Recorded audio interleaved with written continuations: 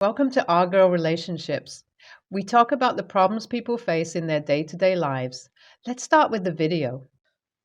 I, female, 28, and my husband Josh, male, 30, have been living with my sister Mary, female, 32, for the past 2 years. It's a long story, but I think I should unpack it for everyone. Basically, Mary has always had a bit of a bad streak in her. And while I don't mean to judge, she hasn't learned how to be a nice, considerate person during her time on Earth. Like, ever since we were children, Mary would bully me or make up stories to get me in trouble while doing shitty things herself. In high school, she was the typical mean girl and even kept our parents under her thumb by throwing tantrums. This transferred to all aspects of her life, from her work to her previous relationships. The thing is, distance had made the heart grow fonder, and after she moved out, Mary and I didn't have a better relationship. But all of that came crashing down on her 30th birthday. Literally, on the day of her birthday, a bunch of cops came to take her in for questioning. The field she was working in, finance, was already scummy in my opinion, but it came out that she was involved in some white-collar crime that involved misusing company assets. Ultimately, she only had to serve 4 months in a low-security prison, but all of her property had been seized, and she was homeless. Against my better instinct and definitely due to her emotional manipulation, I let her move in with me. It's been almost 2 years since then, and I swear to God she's driving me crazy. Imagine the worst college roommate ever. Add a sprig of entitlement and a dash of crazy, and you have Mary, the roomie. Like, the most basic things about running a home are missed out by her. She doesn't clean up after herself, makes a mess when she cooks, usually just for herself, and throws her clothes everywhere. Our guest room looks like a pigsty. Yuck. The worst part is that I know that when it was her house, she was perfectly capable of doing all of this. It's just that since she's a guest here, she expects fricking hotel-style room service or whatever. My husband and I have urged her to move out several times, but we just hear the same excuses over and over. First, she said that she was processing the trauma of prison. After that, she said that she was busy with job hunting. Still not employed, by the way. In all this time, my parents have also been chipping in by sending her monthly payments for groceries to ensure she isn't a burden on us. However, none of this money is ever put towards the household and general expenses, and she mostly uses it for eating out and buying things. What's made it worse is that in the past few months she's found a boyfriend, Chad, who's a carbon copy of her in terms of toxicity and bad house manners. Initially, I was hoping that having a boyfriend would mean that Mary would spend less and less time at our place, but it's actually swung the other way. Apparently, Chad thinks our house is very comfy and his crappy apartment doesn't cut it anymore. So 9 times out of 10, they end up back at our place after their dates. This is awkward, of course. I've tried to lay down some ground rules about bringing Chad over, but Mary thinks I'm treating her like some hormonal teenager. I mean, I am, but because she's acting like one, LOL. All of this has genuinely put a strain on my well-being and my relationship with my hubby. I know that he knows that I'm tired of this setup too, but I sometimes feel like he resents me for accepting the conditions of Mary living with us in the first place. February came recently, and my husband and I had planned an amazing Valentine's Day. Both of us are kind of introverted and wanted to organize a TLOTR marathon, as we're both fans of the series, and it was part of what brought us together. Kind of nerdy, I know. Anyways, we had informed Mary about 2 weeks in advance that we wanted a house to ourselves, and she said that she'd oblige, and Chad and her would go out to a nice hotel for the day. However, the evening before the 14th, she suddenly changes her mind and tells us that they were planning on coming over to my house and spending the whole day there. That meant them walking around, making a mess, and us having to deal with the awkwardness of Chad coming out of the bedroom to rehydrate. Yeah, this has happened before. I had had enough, and so did Josh, so both of us told her off. Mary, being Mary, didn't take this lightly and threw a massive tantrum. Both of us held our ground, though, and she had to accept that we won't be changing our plans last minute. We went to sleep in a good mood, happy that we finally had a victory over my bossy sister. When we woke up the next morning, though, all hell broke loose. I had sleepily walked down to the living room just to notice that our 60-inch flat screen was missing. Thinking that we had been robbed, I screamed, and everyone rushed into the living room. Josh looked just as bewildered as me, but Mary had a smug grin on her face. She said, "Oh, guys," in the most annoying tone ever, "this sucks. I guess you all won't be able to do your marathon here. What's going to happen? Maybe just for today, you could go over to Chad's apartment and use his TV. I know you'd probably be imposing, but he's a nice guy. I'm sure he won't mind." With that sentence, I was 100% sure she had done something to the TV, and with one glance at Josh, I was certain he thought the same thing. We told her that we'd think about it and immediately opened up the home security system. Obviously, Mary wasn't smart enough to turn it off or cover her bases, so we saw her and Chad moving it out of the house and into a van in the middle of the night. Something snapped at that moment, and we both confronted Mary about it. She denied it at first. Imagine the audacity. And then eventually caved and screamed, "I only did it because you were being a-holes about my special day. I've been through so much and I wanted to enjoy some time with this amazing new guy. So it's you that pushed me to this point. You should have just let me have my time alone." Josh, the quietest guy you've ever met, just stared at Mary for a solid 5 seconds, took a deep breath and shouted, "That's the dumbest thing I've ever heard. You live in our house, eat our food, mess up our property, and you're the victim? Get out of here before I call the cops on you." I mean, wow, that was a long time coming. I backed him up on it, and we told Mary that she needed to move out by the end of the week, or we'd consider legal action. In tears, she called Chad and asked him if she could crash there. Chad showed up and picked her up after a few hours, glaring daggers at us. A few hours after that, we got a call from my mom that was wild. She told us that Mary had called her and told her that we had kicked her out of the house with no warning, no nothing. She also claimed that we were terrible hosts and always made her feel inferior due to her situation. It doesn't end here, because Mary had been taking around $600 extra from my parents ever since the start of the year. She told them that we had been making her pay rent. Even worse, my mom had no idea where the money she sent Mary had been going. I admit maybe I should have told her earlier, but when I explained my side of the story, she was livid. I could hear her shouting at Dad to teach Mary a lesson on the receiver, and it felt great. I also explained what had happened today, and I could sense that their patience was running low for Mary as well. I kept adding fuel to the fire until I heard from Mom that they were going to cut off all the money they were sending Mary, with only enough to survive as of now. She was getting half of what she got right now from Mom and Dad. I wholeheartedly supported this idea and then went around trying to figure out where the hell Mary had stowed our TV. I called her, and she curtly replied it was in Chad's storage shed a few hours away. We could pick it up when we had the guts to show up at Chad's place. I reported that if I didn't see the TV back at my door in a few hours, her next call would be from a jail cell. I got the TV back. All bark and no bite.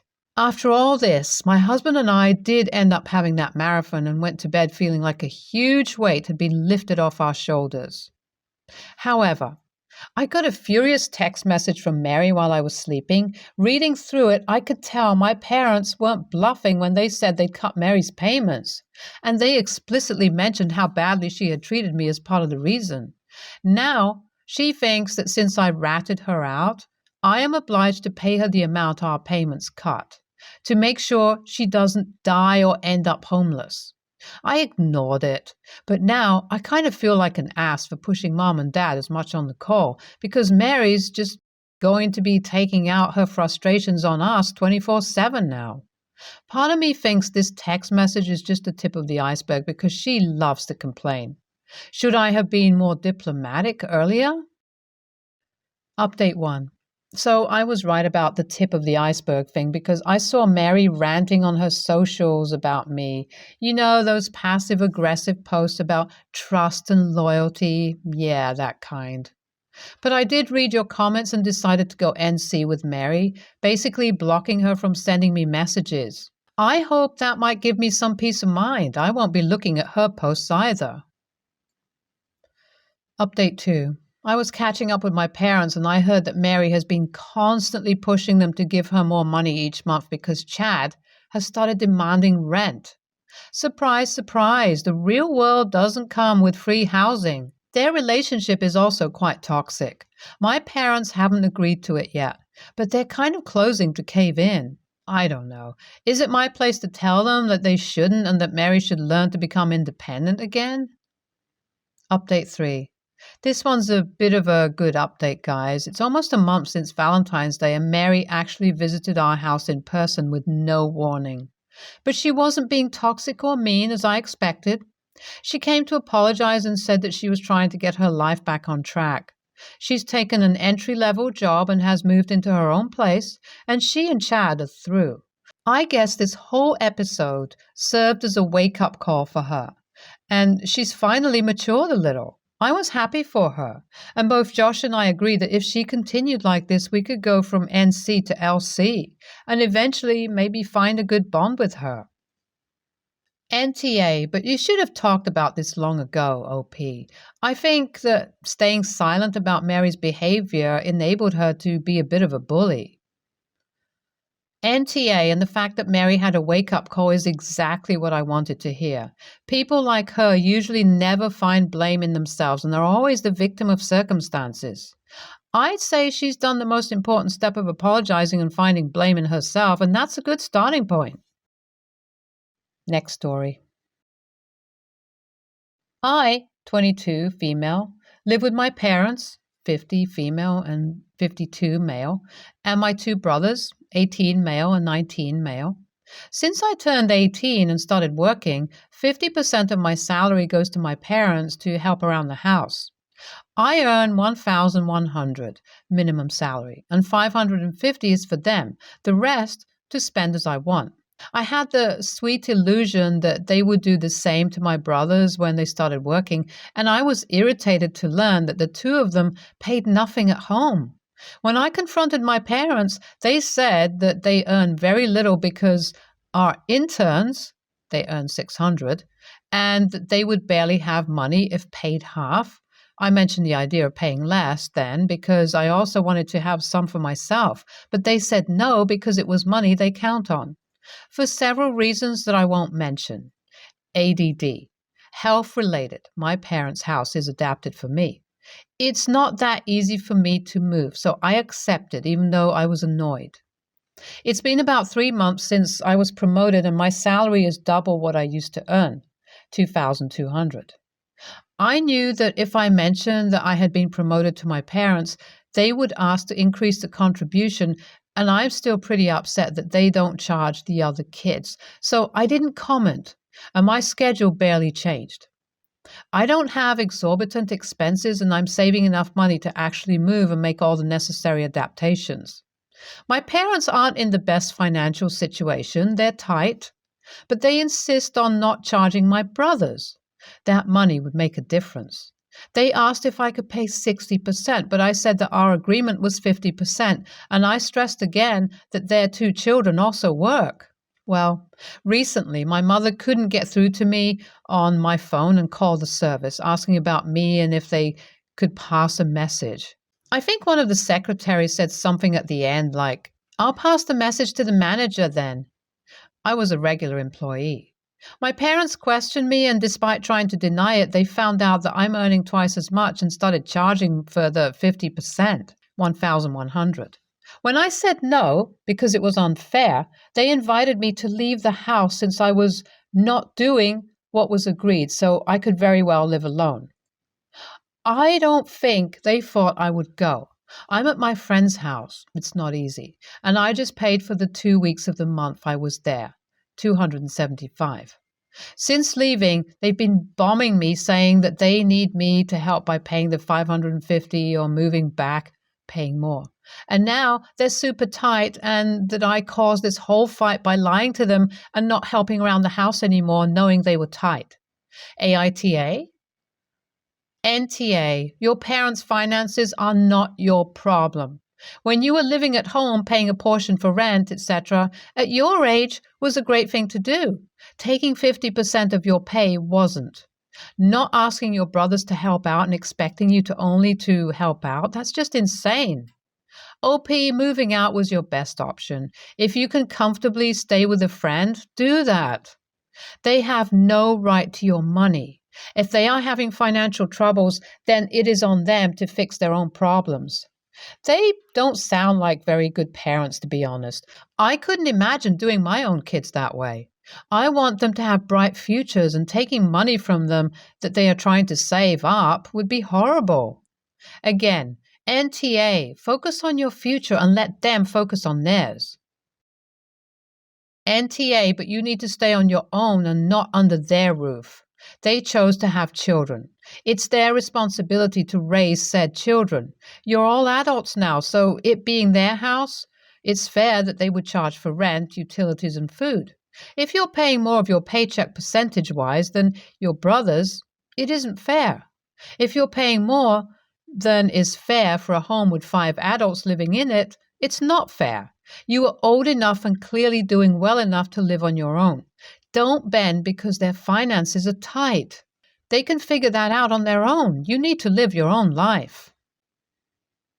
Next story.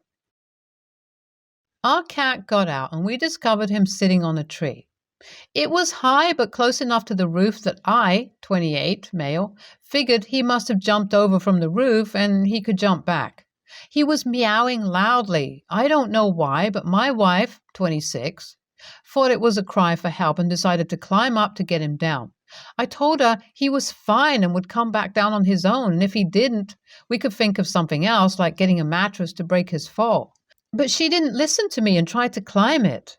I told her to at least wait until I can borrow a ladder from a neighbor since we didn't have one, but she said if we waited too long, he'd jump and hurt himself.